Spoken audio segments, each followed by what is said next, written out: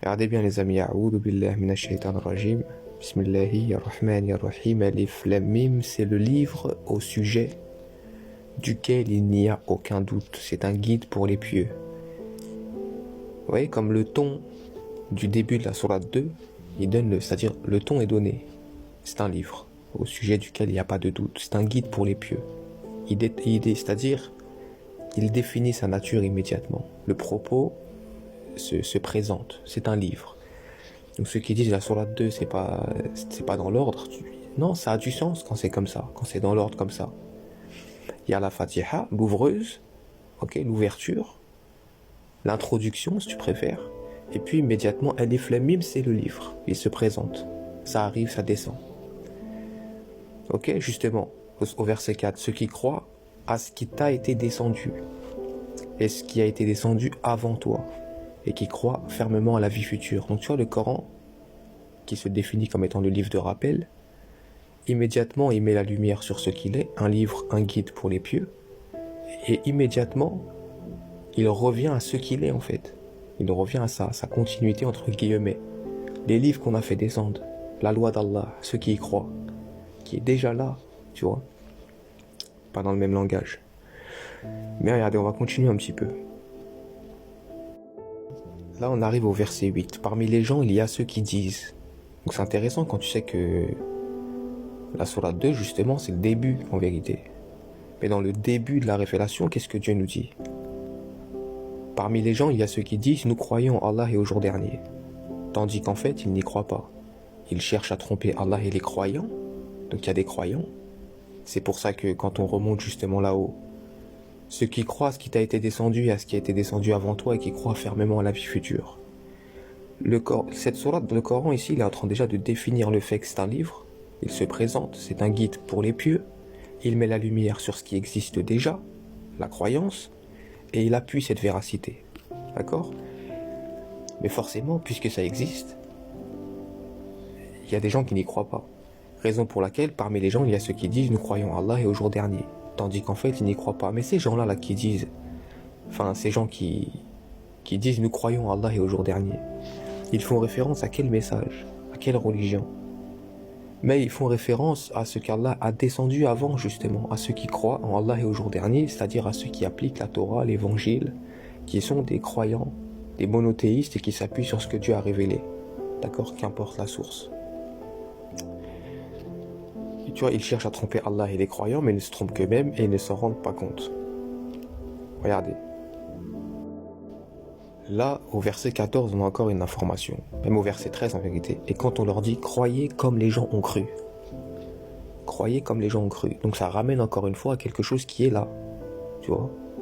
Qui est là. Ils disent « Croirons-nous comme ont cru les faibles d'esprit ». Donc tu vois, déjà ceux qui croient, ceux qui s'appuient sur l'évangile, la Torah, les révélations divines, sont considérés comme les faibles d'esprit.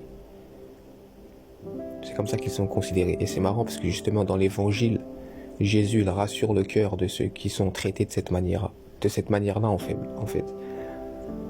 Heureux les pauvres en esprit. Vous voyez? Certes, ce sont eux les véritables faibles d'esprit, mais ils ne le savent pas. Quand ils rencontrent ceux qui ont cru, ils disent « Nous croyons ». Mais quand ils se trouvent seuls avec leur diable, ils disent « Nous sommes avec vous, en effet, nous ne faisions que nous moquer d'eux ». Donc déjà, on voit qu'ici, dès l'introduction, quand la sourate 2 elle descend, il y a déjà un problème. Il y a déjà un problème entre ceux qui ont cru sur ce que Dieu a révélé, ce qu'il a descendu, et ceux qui rejettent et ceux qui renient. Et au milieu d'eux, il y a qui? Il y a les hypocrites, ceux qui disent « Nous croyons quand ils sont avec eux, mais nous ne croyons pas quand ils sont avec les autres ». On voit bien que déjà, ça parle à une communauté, une population qui est divisée. On voit bien qu'en Arabie, à ce moment-là, il y a les tribus juives, il y a les tribus chrétiennes, il y a les tribus polythéistes. Vous comprenez? Regardez, continuons un petit peu, attendez. Regardez au verset 23. Qu'est-ce que Dieu nous dit au verset 23? Si vous avez un doute sur ce que nous avons révélé à notre serviteur, tâchez donc de produire une sourate semblable et appelez vos témoins. que vous adorez en dehors de Dieu, si vous êtes véridique. Si vous avez un doute sur ce que nous avons révélé à notre serviteur, tâchez donc de produire une sourate. Pourquoi Dieu dit une sourate? Parce que justement, quand la sourate 2 descend, il y a une seule sourate qui est descendue pour l'instant, c'est l'ouvreuse, c'est la Fatiha. Il n'y en a pas d'autres. C'est pour ça aussi que dans la sourate numéro 11, Allah il lance encore un défi aux gens. Qu'est-ce qu'il leur dit? Tâchez de produire 10 sourates semblables, identiques si vous êtes véridique. C'est-à-dire, Dieu lance le défi dans la sourate 11 de produire 10 sourates. Pourquoi dans la sourate 11, Allah ne lance pas le défi de produire 114 sourates ou 80 sourates, 60 sourates, 50 sourates? Pourquoi 10? Parce que quand la 11 elle descend, il n'y en a que 10 qui sont descendus. C'est pas plus compliqué. Donc ils sont en train de tordre l'histoire du Coran, sa continuité, sa cohérence dans la chronologie. Voilà. Des boutiquiers, des façonneurs d'idoles.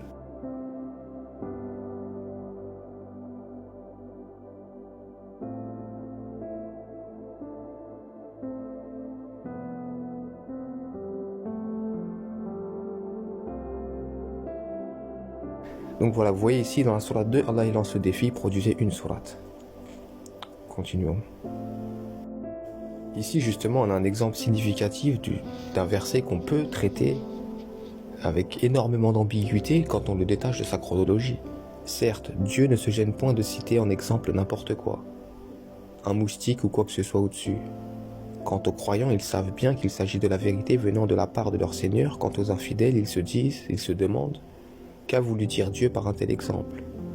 Par cela, nombreux sont ceux qui l'égarent et nombreux sont ceux qui le guident, mais ils n'égarent par cela que les pervers.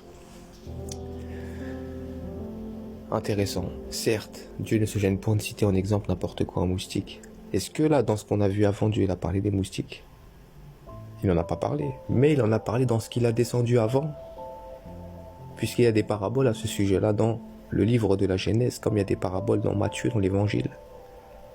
Dans ce qui a été révélé avant, ce que le livre met en lumière depuis le début, si on garde en tête ce qu'on a lu précédemment, c'est tout à fait logique, ce verset-là, il peut s'expliquer. Parce qu'il parle à ceux qui croient, et ceux qui croient, c'est forcément ceux qui s'appuient sur la parole divine. Donc on parle des chrétiens et des juifs en Arabie. Ceux qui croient, c'est eux que Dieu met en distinction avec ceux qui ne croient pas. Vous comprenez? C'est pas les musulmans dont il est question ici. Les musulmans comme on l'entend nous. Le Coran, là, il vient de descendre, il parle à des gens qui croient déjà. Où il y a déjà des choses qui sont descendues. Il vient s'imposer en Arabie, il vient mettre la lumière sur ce qui est vrai, sur ce qui est faux, le Furqan. On va continuer, regardez. Qui rompent le pacte qu'ils avaient fermement conclu avec Dieu. On voit bien qu'il est bien question de quelque chose déjà ici à ce moment-là qui existe déjà. Mais tous les versets d'avant, ils désignent déjà ce quelque chose, sans ambiguïté. On va continuer. Okay, maintenant que Dieu a défini la nature du livre, qu'il a défini comme ce qui était véridique, ce qui n'était pas, qu'il a rassuré le cœur de ceux qui sont attachés à ses révélations, qu'il a fait la distinction entre les hypocrites et ceux qui croient. De quoi Dieu nous parle?